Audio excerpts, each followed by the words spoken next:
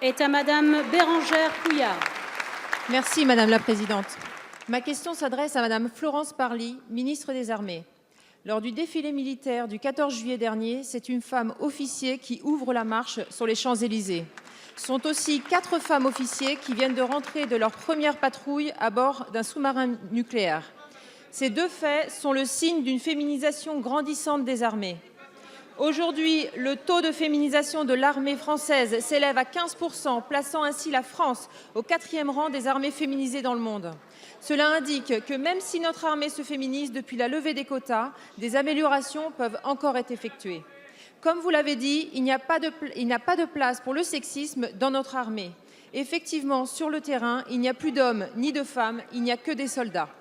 Je tiens à rappeler ici l'avancée significative que représente la loi de programmation militaire qui a été votée et qui a été promulguée il y a quelques semaines. Cette loi permet entre autres aux femmes comme aux hommes d'intégrer la réserve le temps d'un congé parental. Cela permet que cette absence ne nuise pas à leur progression de carrière. Le plan famille, qui était très attendu, permet de donner aux militaires une meilleure visibilité de leur mutation ou encore prévoit une augmentation du nombre de places en crèche. Il s'agit d'avancées considérables pour l'organisation de la vie familiale des militaires. Grande cause du quinquennat, l'égalité entre les femmes et les hommes mobilise aujourd'hui l'ensemble du gouvernement.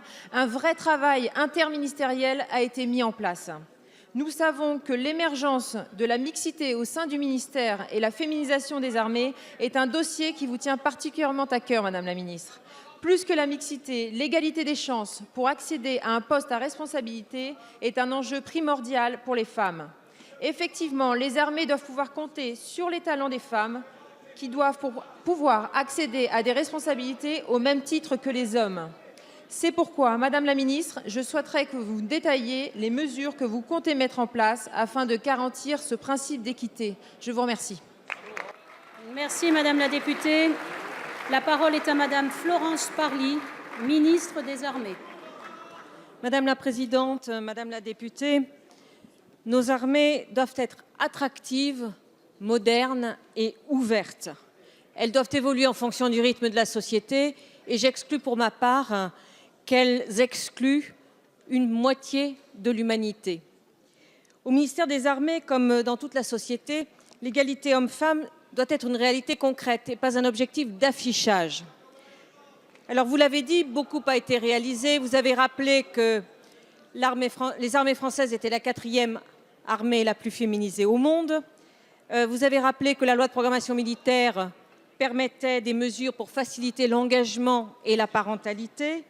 Et vous avez rappelé également que récemment, un sous-marin nucléaire lanceur d'engins avait à son bord 4 femmes officiers et qui m'ont rendu compte des conditions dans lesquelles cette mission s'est déroulée.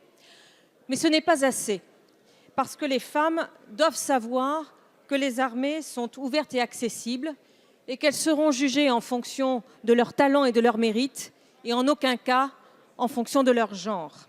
C'est la raison pour laquelle j'ai confié à l'amiral Anne de Mazieux la responsabilité de me proposer un vaste plan mixité qui aura pour objet de consolider l'égalité professionnelle, de veiller à la conciliation entre vie familiale et engagement militaire et poursuivre la lutte contre tous les comportements sexistes. Car en cette matière, mon mot d'ordre n'a pas changé, c'est tolérance zéro.